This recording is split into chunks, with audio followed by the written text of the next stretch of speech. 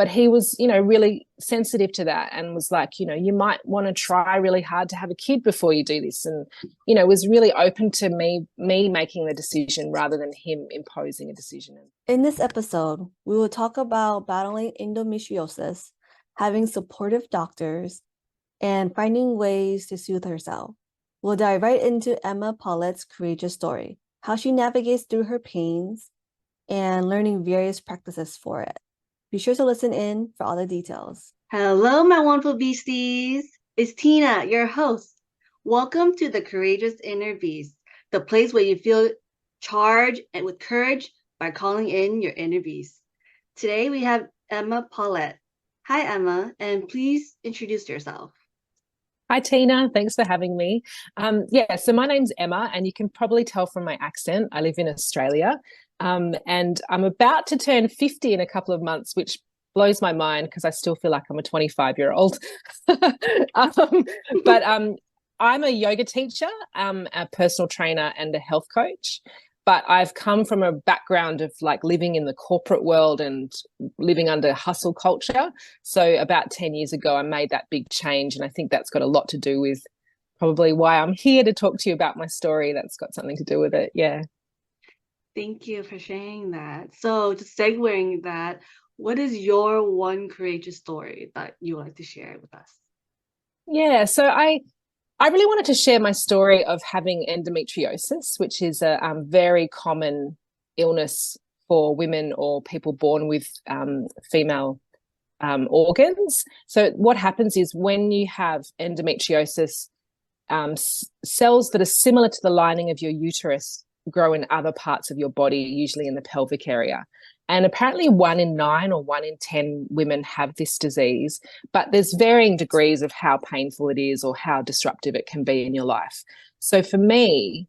So your body is just made up of female organs, or is that... I'm curious of No. So I just mean like if people have transitioned to like a male, but they were born with female genitalia, they could still have endometriosis. That's what I mean. So it means that the lining that's cells that are similar to what's in the lining of your uterus will grow in other parts of your body. So just it could be small patches, it could be big patches. So I had stuff growing on my bowel, which would stick my bowel to other parts of my pelvis. So it can be a really painful illness. It can also be very debilitating in terms of the amount of fatigue that it can give you. And there's no way of diagnosing it for sure except through surgery. So there's a really invasive way of finding out if you have it. It can take up to I think it's getting a bit shorter now, but when I was diagnosed, on average, it took 8 years to be diagnosed. So people would say... Yes. Wait, why so long? Is it just so invisible that people don't know, or is it? Yeah, absolutely. Yeah.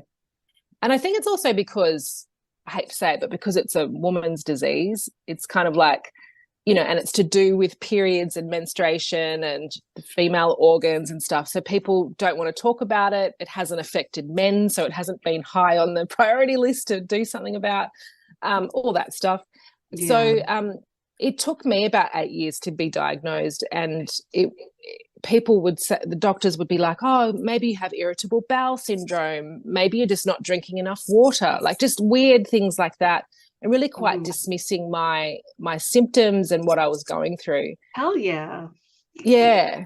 Yeah, it was awful. And so the way I finally got diagnosed was I actually had a cyst that was the size of an orange on my ovary, which your ovary is about the size of an almond, right? So there was this cyst of endometriosis that big, which is uncommon. Most people don't get big cysts from endo. And that cyst got infected. So besides having the menstrual symptoms that I was having, I had this really bad infection and I was really unwell from that. And that's what made them finally realize something was going on. So I had some surgery, and when they did the scan on my stomach, the person doing the scan said, "Has anyone mentioned cancer?" And I'm like, "No." why are you saying this to me? Like, no. And, obviously it wasn't, but they got me into surgery within a couple of weeks because they weren't sure. Like, they were a bit worried that it was cancer, but it wasn't. So that's a good thing. But yeah. And after I had the surgery, I remember like a few weeks after I'd recovered, I was walking down the street somewhere I'd walk every, not every day, but most days. And I was like, oh, this is what it feels like not to be in pain. Like, I hadn't realized that I had bad days of pain, but I actually was in pain all the time. But I had just normalized that because that's how you get on with life. Otherwise you can't. So some of the pain that I would get would be aches down my legs. I'd get pain in my stomach, pain in my back. So after that first surgery, I'm like, this is great. I'm going to be fine.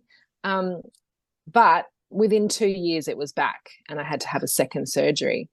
And this was when I was working in the corporate world. And my pain and fatigue would come in line with my period. And every day on the first day of my period, because I was very regular, would be this massive company-wide meeting every month, and I would have to present at this meeting, and my managers would like ask me questions and I'd have to justify what I was doing. And I would just be in the back of my mind thinking, you men have no idea what I'm going through right now, no idea.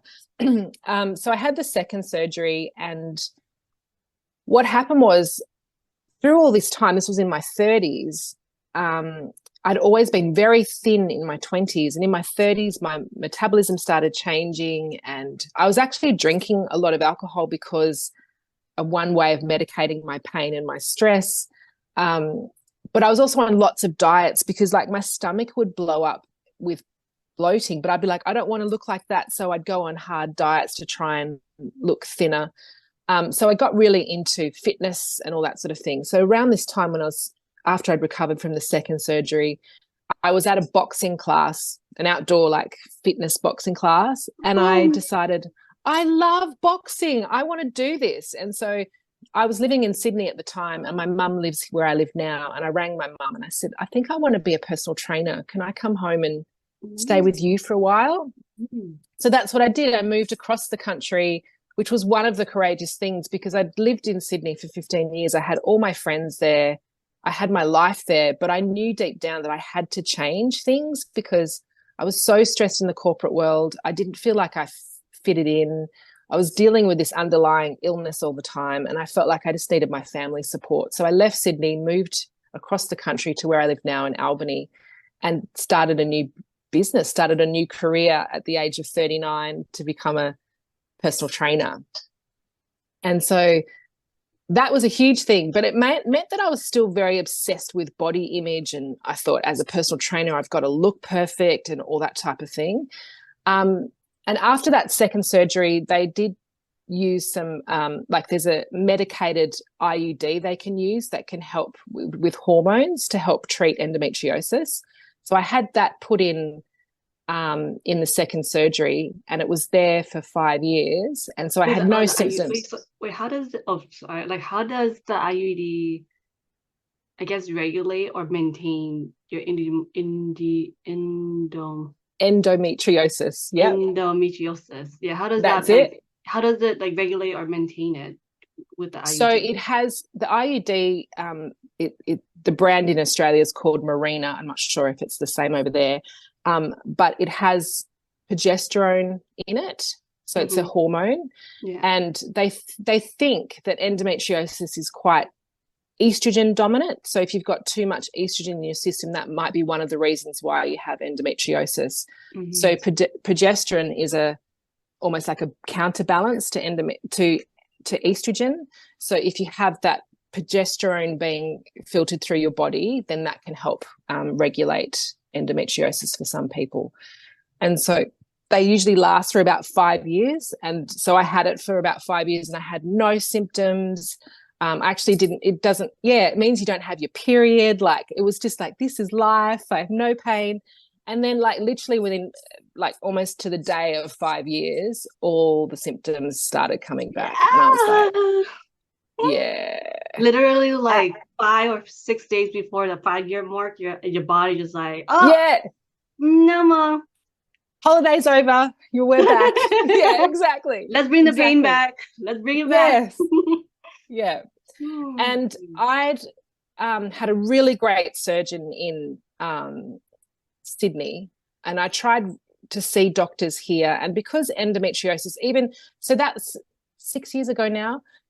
Back then, even in the last 6 years, there's been a lot of information and a lot more knowledge about endo compared to then. Yeah. And so when I would see my local doctor here, they'd be like, oh, why don't we just put you on the pill or something? And I'm like, guys, I'm sorry, like I've got severe endo. This has been a problem for a long time. Like, and they'll be like, oh no, let's just wait and see. And I just knew that wasn't right. So I rang my Sydney surgeon, and he looked through all the history, and he had taken photos of the last surgeries, and he looked through it all, and he said, I remember now. I remember thinking, if she needs more surgery, she'll need to have a hysterectomy. Like you've got very bad endometriosis. And he said to me, you don't have to decide right now. This was quite a good thing, I think, from a surgeon. He said to me, I want you to think about it. I want you to breathe on it. I want you to like sleep on it. I want you to really feel into you of what's right for you, because we can do lots of different things. But I think the best course of action for you is a hysterectomy. And so that's what I ended up doing. So I actually went to Sydney for the surgery, and had to, be away from my dog for like 4 weeks while I recovered and all that stuff, which makes things harder. So was this the surgeon that you generally see in Sydney? And then okay. And then how he responded? Oh, I love that. Like I know. He gave you the space to choose versus like some doctors are like, okay, you this, done. Yes. So. Yeah. It was really lovely. Like, it was just what I needed to hear, because I was 43 at the time, and I hadn't had kids. I haven't had kids. And I never had a massive desire to have children, but like, it was a kind of like, if it happens and it's supposed to happen, it will. And it didn't. But he was, really sensitive to that, and was like, you might want to try really hard to have a kid before you do this. And, was really open to me making the decision rather than him imposing a decision. And so that was really wonderful. Yeah, it meant a lot to me.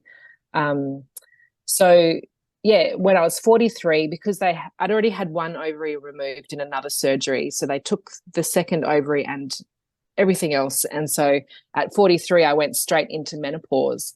And I remember being in the hospital and recovering, and I was on morphine or something, like really hardcore painkillers. But I remember getting this like, yeah, whatever. But I do feel like it was like almost like this divine message that came to me, and it said, Emma, you've been punishing your body for too long. Now it's time to start loving your body. And I just took that on board, and I'm glad I got that message then, because as someone who went into menopause, for a lot of women who go into menopause, whatever age that is, their bodies change almost overnight. Like, I have put on quite a lot of weight over the last few years, and that's not because I'm lazier or, eating badly. It's just because that the hormones have changed and my body shape's changed. So I've really spent the last 6 years learning to love my body the way it is, and knowing that I'm way more than the way I look. Like, I'm actually really smart, and I'm funny, and I'm caring, and I'm kind. And so my outside appearance is so much less than me, like I'm much more than that. And so I really believe this whole journey with endometriosis was kind of a way to help me get out of the corporate world that I hated and was pulling me down in my self-esteem, but also learn to really accept myself and to do things that I like to do, rather than being told what to do. So it's kind of, although it's been very painful, and unfortunately that was 5 or 6 years ago, last year the endometriosis has started coming back again. And so, yeah. So I'm really unlucky. About like, really? Yes. Yeah, go ahead. Yeah, no, we thought it was going to be a happy ending, but not yet. I was like, as you were telling your story, I was like, is it like after 43? I was like, and I was like, damn it. I was like, damn it. Yeah. So I have another chronic illness, which is Graves' disease, which is to do with your thyroid. And one of the things that can happen from Graves' disease is it can affect your bone health. So it can increase the chances of osteoporosis. And because I had endometriosis hysterectomy so young at 43, like menopausal women have a chance of osteoporosis as well. So that's sort of doubled my risk of it.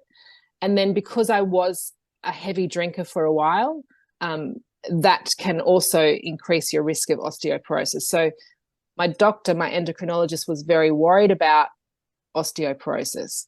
So they put me on HRT because that can help hormone replacement therapy. What's HRT? Because wait, so we're going back a little bit, just more curious. Yeah. How is when you start menopause early after the hysterectomy? Yes. Yeah. So after you had that surgery, and then how does it, I guess, combine? Is it just because after you get menopause, your bones start to get more fragile over time? Yeah. So estrogen again has a lot to do with bone strength.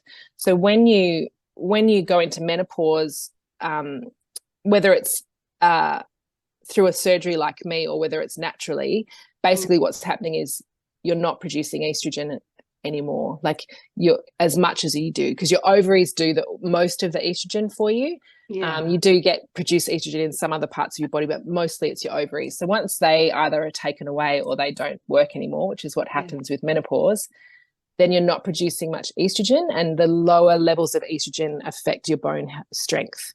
So that's why, like, they're always saying, once you're over 50, make sure you're doing strength training because that helps to keep your bones strong. Like, it's really important to keep your bone strength healthy.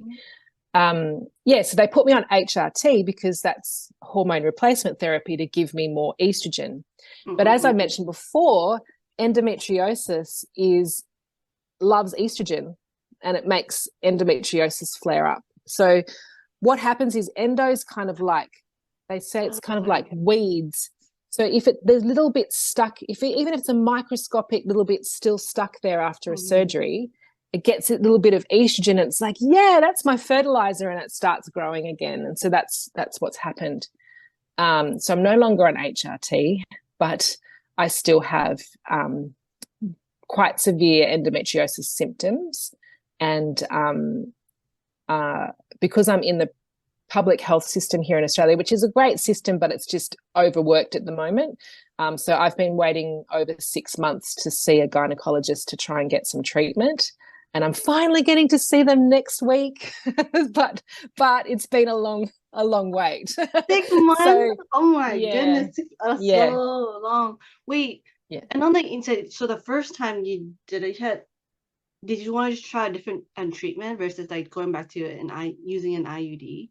I'm just curious. Because I don't have a uterus anymore, so that's where the IUD goes. So I can't. There's nowhere to put it. So so I'm not sure. Yeah. So I'm not sure how they're going to treat me or what's going to happen next. I really have no idea, because I don't. It's quite uncommon to have had a hysterectomy and get endometriosis back. So I don't know anyone. I've never come across anyone else.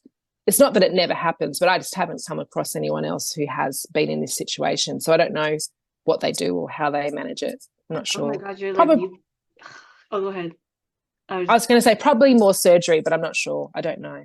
Okay. No, I'm just like mind blown, because it like 3 times, like for you, the first time, the second time, and now it's the third time. You like have no words about like you're thriving and just like being resilient, it's just like, damn. And so in March this year, around, like, I'd been suffering for about 6 months, and it felt like it was escalating and getting quite bad. And because I don't drink anymore, so I've been sober for 3.5 years, and so this is the first time I've dealt with endometriosis without alcohol, and so I'm feeling everything. Like I don't have a way of I don't have a way of like the pain, yeah, yeah, and even just mentally, like I would distract myself or dumb myself down with alcohol before. And I decided, because I'm a yoga teacher, the beginning of this year I started doing a course called Accessible Yoga, so learning how to create yoga classes for all bodies, even people in wheelchairs, or people who are elderly, or people with really large bodies, all of that. And a lot of what we talked about was the philosophy behind yoga, because yoga is not just a physical practice, it's also like a philosophy, and there's this rich thousands-year-old history and so much to know, and it's like a way of life more than just a physical practice. And so I was inspired by that, and decided to do 365 days of yoga in a row. So not just the physical practice, but sometimes it's meditation, or sometimes it's reading philosophy, or things like that. So I think today it's 106 days in a row that I've done some sort of yoga. And I have to say, it's like made a huge difference in my life, because it means I've got something else to focus on. So, I can't let go of having endometriosis. Like, just 2 days ago, I had a day that was just awful, like awful in pain and all that sort of stuff. But it gives me something else to think about, and it gives me something else to focus on. And sometimes the physical practice helps the pain, sometimes it doesn't. Sometimes a meditation will help, sometimes just thinking about something else will help. And so I feel like, again, endometriosis has given me this little gift of where it's helped me come to do this 365 days of yoga. And that's been such a gift already, even after 106 days. Like, I feel like I'm a calmer person, I'm a kinder person, I'm a more relaxed person, and I can accept that I have bad days, but I know they'll pass and I'll have a good day again soon, sort of thing. So that's been a really wonderful gift as well. Yeah. Congratulations on 106. Thank you. Yeah. And Thank also, you. I mean, I can really feel it. Like, I think the moment you mentioned about that you already hit 106 days since the challenge of 365 days of yoga, I could feel like I was feeling your energy since like the beginning of our episode. And then I just feel, you're telling your story. And as we're getting to this point, I could feel like the lightness and acceptance of yourself, and just feeling, like you said, that you're being kinder and just more relaxed and just for yourself. And I feel that from you. And that's lovely. Yeah, it's like, it's radiating, and it feels amazing to see how you're feeling right now and being where you're at. And so thank you. That's really nice. Yeah. But thank you so much, Emma, for sharing your story. It is it's like a whirlwind kind of thing. There's like 3 times, and then like also like you're handling it right now, and you're straightening out what to do next, since your appointment is next week.